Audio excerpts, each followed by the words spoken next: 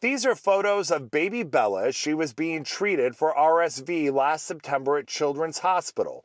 Thankfully today, she's fully recovered. The worry now for her mother and father, the massive medical bill left behind. It's very stressful. Bella's parents first brought her here to DMC Children's Hospital in Troy. It was determined that she needed to go to DMC Children's Hospital in Detroit. It was a non-emergency transport by Superior Ambulance. The roughly 20-minute drive, uneventful. No flashing lights, no urgent life-saving emergency care provided. Just a ride in an ambulance. The bill, however, outrageous. More than $7,500 owed. We emailed them several times asking for itemization or at least some indication of why it would be so high. They didn't respond for 2 months to those email requests until after they had sent it to the collection agency. The family has Blue Cross Blue Shield of Michigan insurance, and Blue Cross no longer affiliated with Superior Ambulance, hence the massive amount owed.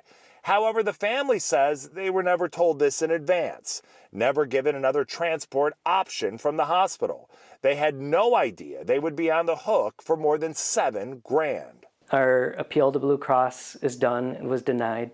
The appeal to the hospital didn't do anything. So yeah, we're not sure what to do at this point. All right, so Hank's with me now. You were able to get some resolution for them. Yes. Yeah. Them and actually a few other families that we've dealt with just by contacting Superior, and in many cases the hospital system, whether it's been Beaumont, DMC, Henry Ford, will say it's really up to you to contact them and work to negotiate this. But the question that I have and you have, because we've been talking about this, why are people getting the $8,000 bill to begin with?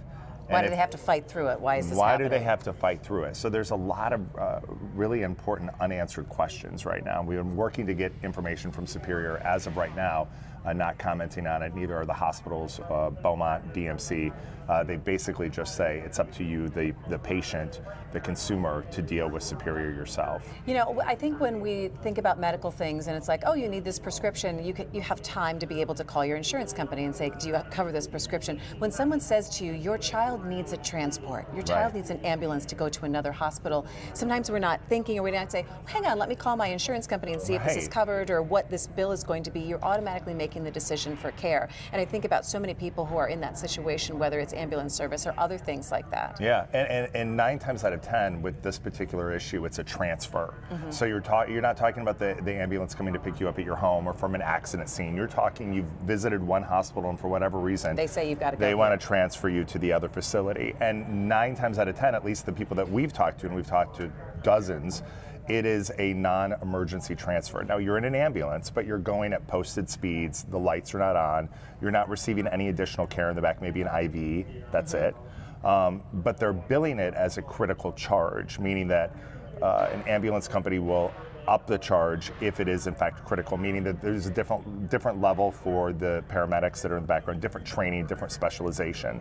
But that's not what's happening in these cases. These are normal runs for people that are not life and death. So how do people fight this, or what have you been telling people? Because I'm sure your email inbox has been flooded now with people saying this happened to me. Yeah, I mean, unfortunately you have to do one of two things. You either have to lawyer up, which is going to cost you a lot of money, or you have to at least start the groundwork for contacting Superior yourself and try to negotiate a deal. Now, we've heard from people who will have an $8,000, $9,000 bill that will say, hey, I'll give you $3,000 cash right now. They just want it settled. So there's people that have done that, but a lot of people don't have access to that kind of money. Oh my gosh. So then it just begins the process of working to negotiate with them. So we've had a lot of luck. I mean, I continue to tell people to email us. We're passing every email we get directly to the management at Superior, and they have been contacting those who are affected.